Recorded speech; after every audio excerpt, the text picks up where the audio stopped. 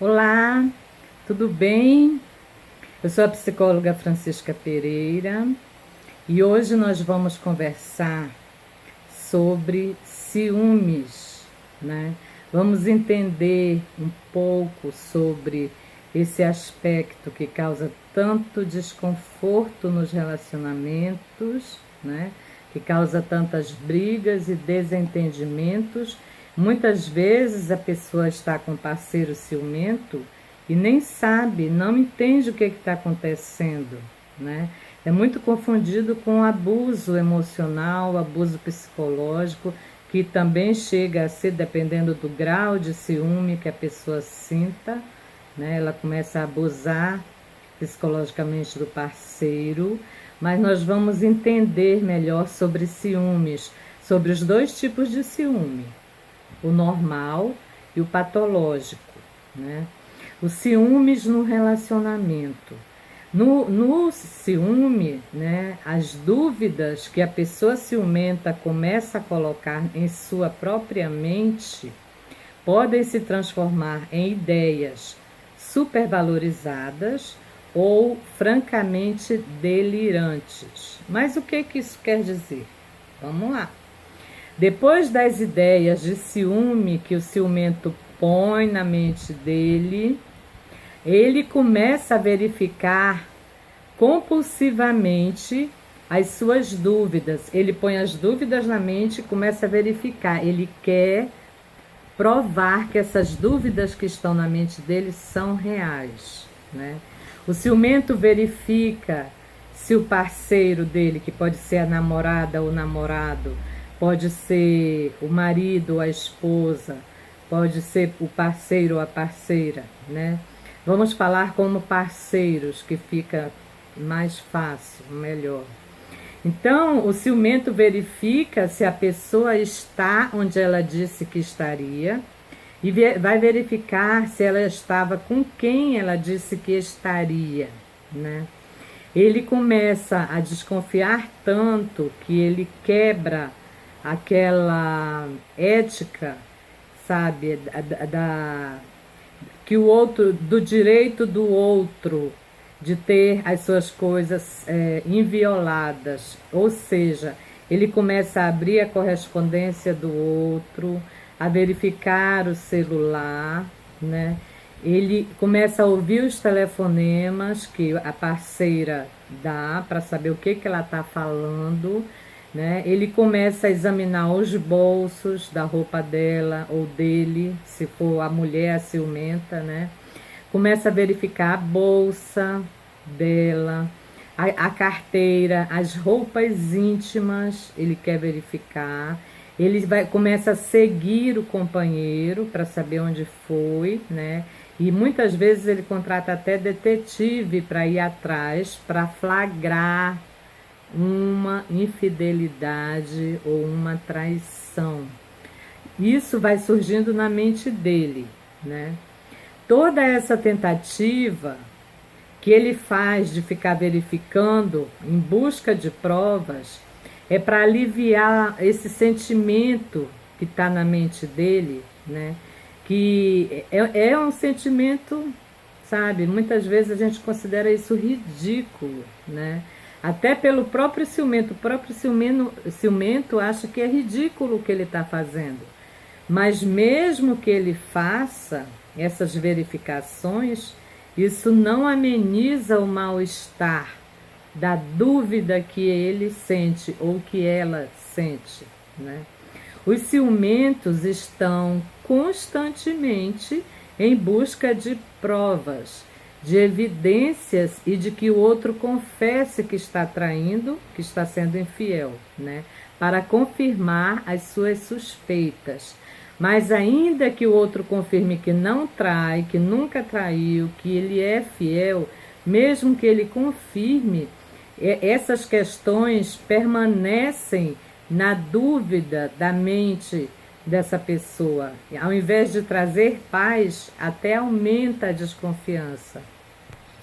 Então, a confissão do parceiro nunca é suficiente. Quando o parceiro confessa: eu nunca te traí, eu não te traio, eu sou fiel a você, mas isso nunca é suficiente. sabe? Ele não considera isso fidedigno, né? Ele não considera real, nem legítimo, quando você fala que você é fiel. Então ele continua buscando provas para mostrar que você é infiel, né? E tudo volta a ser um questionamento torturante, porque ele fica toda hora te acusando de que você o trai, né? O ciúme é uma emoção comum, tá? Porque nós temos o ciúme normal e o ciúme patológico. Patologia é doença, pato é doença, logia é estudo, né? Então existe o ciúme normal e o ciúme patológico. O ciúme é o quê? É um medo de perder, né, o outro. Existem 4 tipos de ciumentos. O ciumento zeloso, que cuida do outro, aquele que é enciumado, e o ciumento, que além de ser muito ciumento, ele delira, é delirante, né? Capaz até de matar o parceiro por causa dessas dúvidas que ele tem na mente dele. Ele é até capaz de matar, né, o parceiro caso ele se sinta traído.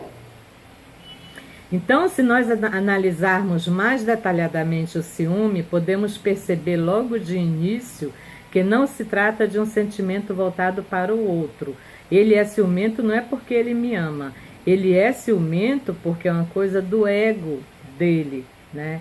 É voltado para ele mesmo, para o que ele sente, né? É o medo que ele sente de ser trocado por outra pessoa, tá?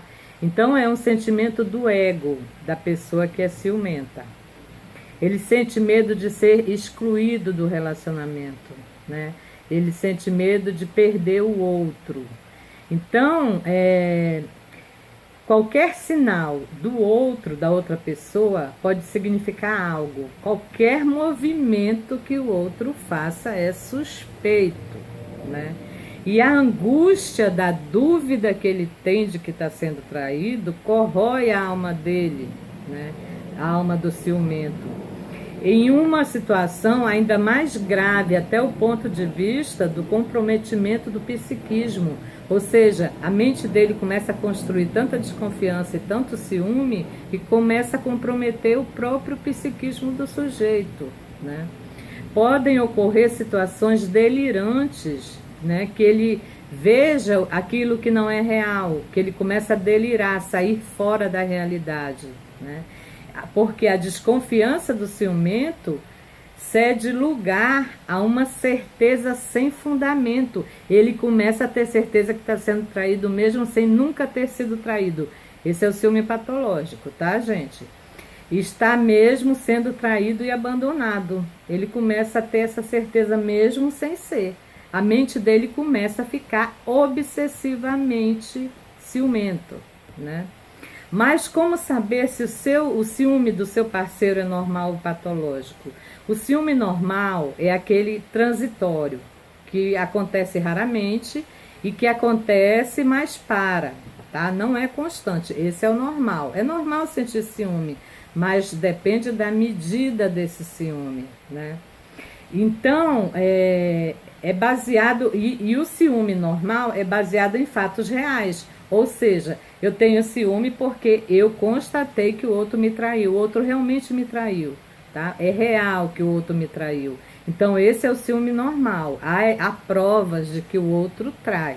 No ciúme patológico, mesmo que a pessoa não traia, o outro não acredita e continua com essas ideias delirantes, né?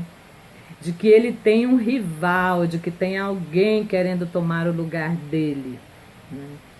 Então, para algumas pessoas, o ciúme é visto como zelo, como cuidados, como sinal de amor, de valorização, né? Tem gente que acha, ele sente ciúme de mim porque ele me ama muito, né? Para outras pessoas não é sinal de amor, é sinal de que a pessoa ciumenta, ela é insegura e tem uma baixa autoestima. Para o psicólogo é isso, tá? O ciumento, ele tem insegurança total, né? Então, em ambos os casos, tanto no caso em que se confirma a traição, como no caso em que não existe traição, em ambos os casos há sofrimento para os parceiros, né? Mas quando se trata do ciúme patológico, é necessário uma intervenção profissional, é necessário que o ciumento faça psicoterapia, né? Porque existem muitos casos de mortes e tragédias por causa desse ciúme obsessivo. A gente vê na TV quantas pessoas, quantos maridos matam a esposa porque na mente deles ela atrai, né? É uma obsessão, né?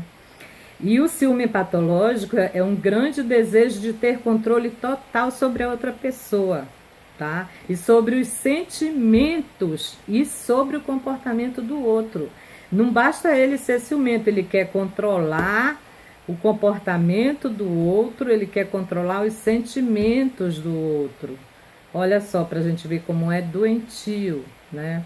Na psicopatologia, que é a ciência que estuda as doenças mentais, o ciúme ele pode se apresentar de formas distintas, tal como ideias obsessivas, né? Aquela ideia que não sai da mente da pessoa, ideias prevalentes ou ideias delirantes sobre a infidelidade.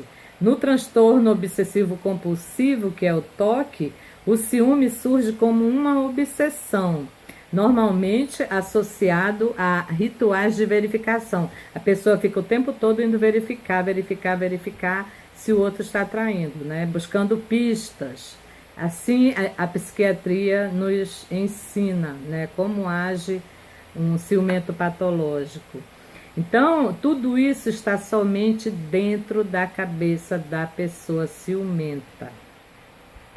No ciúme patológico, toda essa desconfiança está somente dentro da cabeça, porque não houve fatos reais, né?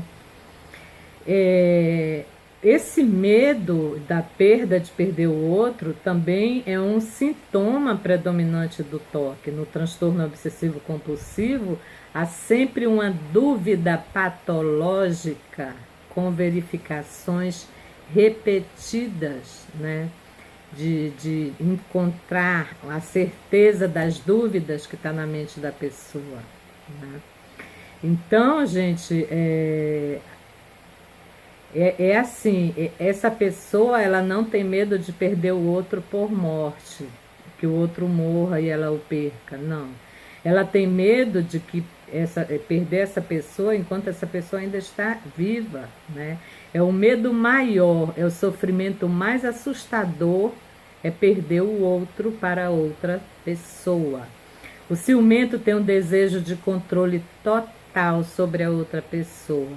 Mas por mais controle que ele tenha sobre a outra pessoa, nunca é suficiente.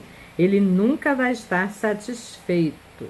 E é aí que eu digo que o quanto que a pessoa sofre, a outra pessoa, né, que está nas mãos do ciumento, ela sofre muito, porque ela perde toda a sua liberdade. O outro fica controlando tudo o tempo inteiro, é uma obsessão, né? É doentio. O ciumento tem um desejo de controle total sobre a vida do outro, por mais controle que ele consiga, que o outro permita que ele tenha, nunca é suficiente. A pessoa que sofre deste mal está sempre à procura de confirmações para suas suspeitas, através principalmente de confissão. Ela fica perguntando e quer que o outro confesse que trai, né? Que nunca deixa a pessoa satisfeita. Por mais que o outro confesse, eu não te traio, eu sou fiel a você, a outra pessoa não fica satisfeita. E a pessoa ciumenta, ela sempre tem suspeitas. Ela está sempre suspeitando do outro, né? O ciumento vive um eterno sofrimento. Ele sofre também, mas ele faz o outro sofrer igualmente, né?